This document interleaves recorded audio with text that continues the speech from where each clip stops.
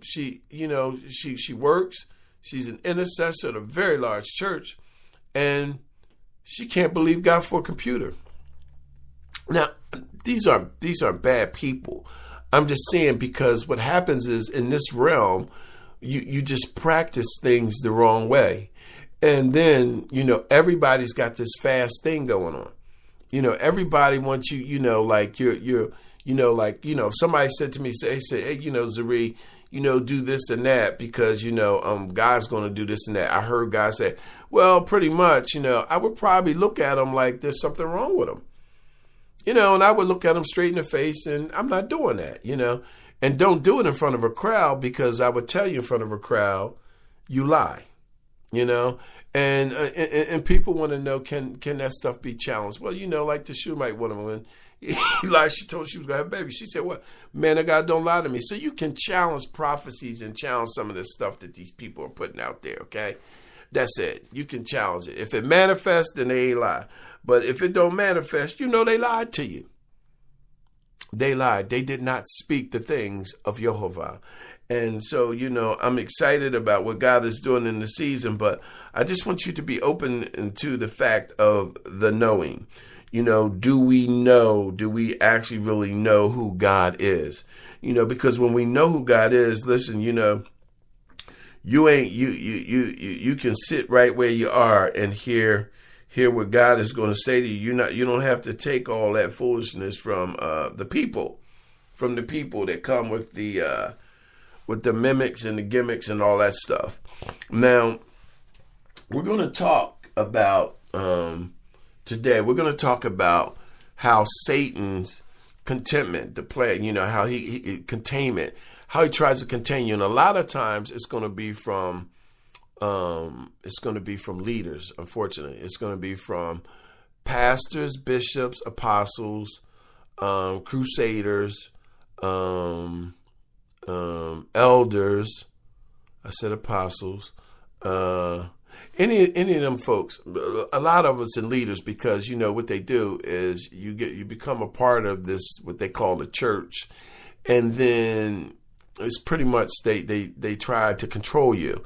And I had one incident in my life, well, several, but one that I kind of remembered, where it was a dear person. I don't think that they were really being mean, but it could be even like a parent, like your daughter or your son is ready to go out and venture and explore the things of the earth and the land, and you want to hold them back. You want to contain them. You want to direct their life, and that's just what you want to do. But you wouldn't allow nobody to direct your life. You did whatever you had to do, and you had to grow into where you are. So you try to contain people, and what you do is you really try to rob them from experiences. In some cases, you hold on to them because you don't want them to grow, because you don't want that relationship. You need them. You need them to validate you or make you feel good. This. I brought him forth. I brought her forth. Or you're not ready to let go. But what happens is oftentimes the enemy tries to hold us, and with stoppages and blockages. It's just like, for instance, you get on, you go get a raise on your job, or you got some extra money coming in, and you got work some overtime. You got some extra money coming in. The first thing that comes is you got problem with your washer, your dryer, or something comes up to try to take that extra money that you could invest. Now, I ain't say so. I said invest. Amen. And so you have to be mindful of just what the enemy is doing in this time. You just got to be mindful what the enemy is doing in this time, because it's so important. And, I've been around a lot of leaders, too, because what I used to do when I was younger, I used to finance churches, meaning I used to get them mortgages, right? And let me tell you something. Most leaders that I dealt with in my little time, they had bad credit. And the prophets, the leaders, whatever them titles is they give you, they didn't understand. They didn't understand wealth. They didn't understand a stream of wealth or creating it. And the only way that they got it was just like the guys that, in the urban communities, you get the different sex or nationalities. I'm not going to throw that all out there, but they ploy on the people in poverty, and to make it, they sell illegal drugs, or there's illegal activity, I'll say, and and to them, they don't look at all the families and the things that are being destroyed. But it's the same way when you go to these other people and they telling you stuff, because, you got to be, it's an emotional thing and an addictive thing when you get, when they get high. And it's the same thing when you go into these facilities and they give you a false gospel or a false hope. Because, and what they use this term, they heard the truth and the truth set them free. We're going to talk about that. But let's look at Luke. Luke chapter 12, verse 56. Hypocrites, you know how to interpret the appearance of the earth and the sky. How is it that you don't know how to interpret the present time? See, we have to be mindful of the time that we're in right now.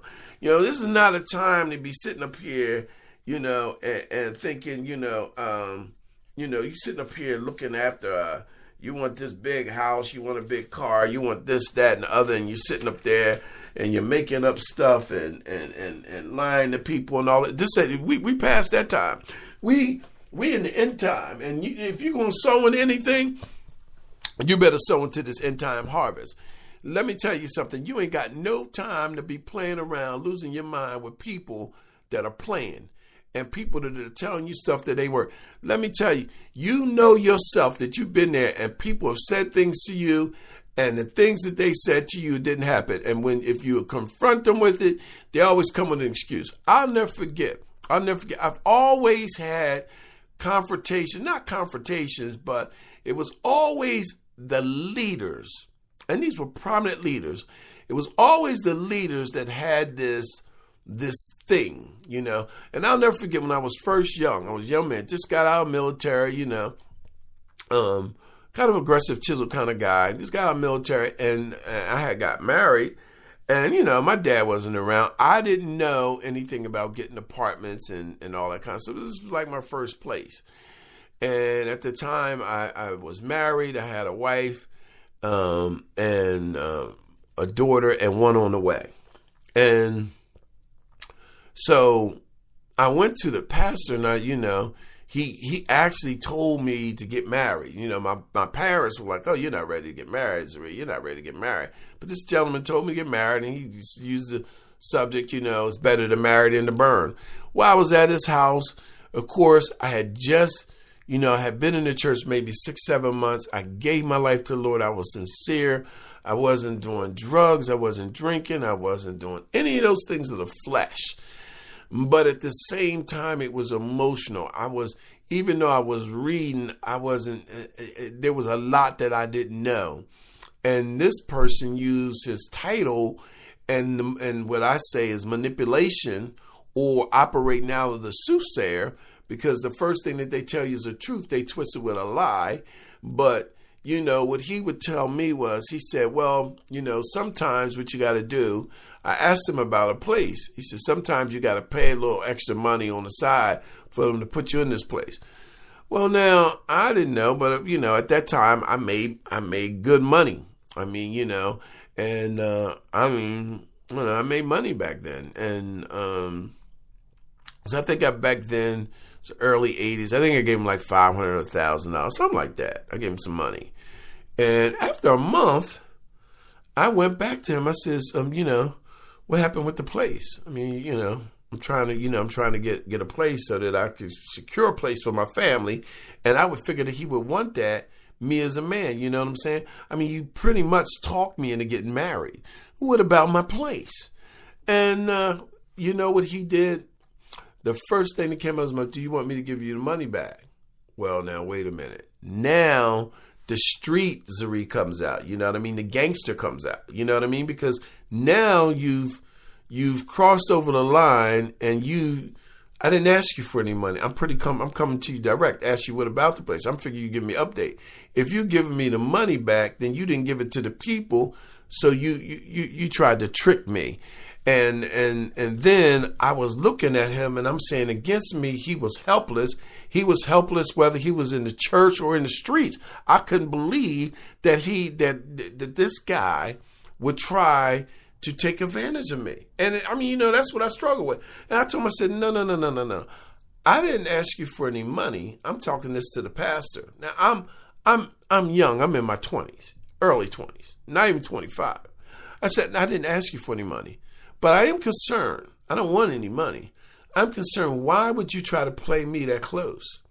Why would you try to manipulate and take something from me? See, my brothers and sisters, God gave us all a mind, and we all have different levels of our thinking. But some of this stuff don't make common sense. So why would you be involved with it? Why would you be involved with it? You didn't let them dupe you on the street, so why would you get all emotional and act like what these people are saying in their 15, 20, 30 minutes is valid? No, you can challenge. You should be able to challenge and think what somebody says to you. Now, I ain't talking about being rude now. I'm being disrespectful. I said challenge. And sometimes it may come out like that to them. But that's okay if they get insulted a bit or whatever. Then you know where they are. But at least you can speak calmly and challenge them. In a peaceful spirit, I challenge people. Because we're talking about, I'm turning the wealth over to you. God's going to turn the wealth over to us. But what we got to do? We got to think right. He can't turn it over to us if we ain't thinking right. We got to think right. What's he saying in Amos 3:7? He says, Adonai God does nothing without revealing it or revealing his plans to his servants, the prophet. We got to know what time we're in. We got to know what time we're in. You got wars, rumors of wars. You got people talking about martial law and all these different things. And then you got a bunch of people running around with big pocketbooks and big suitcases trying to collect as much money as they can. What are they going to do with it?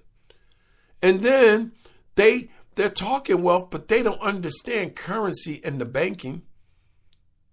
They don't have any plan B, C, or D for anything that's going on in the land. Because the Bible talks about it, man. And you have to be mindful of knowing what's going on in the land. These are the times, wars and rumors of wars. People are being beheaded.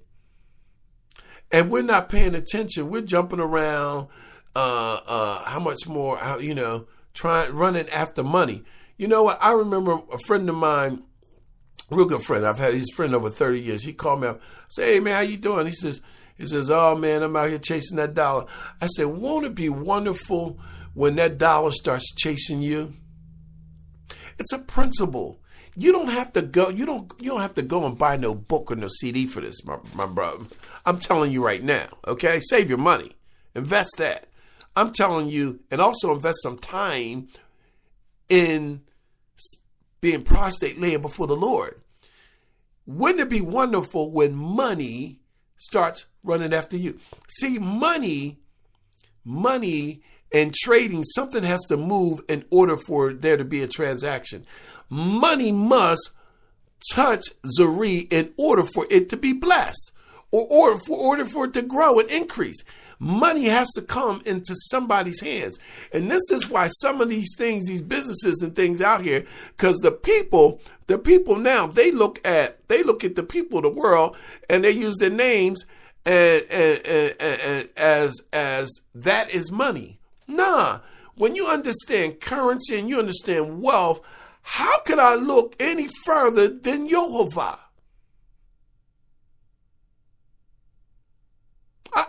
There's no way in the world that I would look any further than God. I'm not going to look at another image. I'm not going to make another image as seeing wealth like God. And God himself will allow you to go and get that wealth and turn it over to Zuri or turn it over to Voices of Roddy. He going to turn it over to somebody,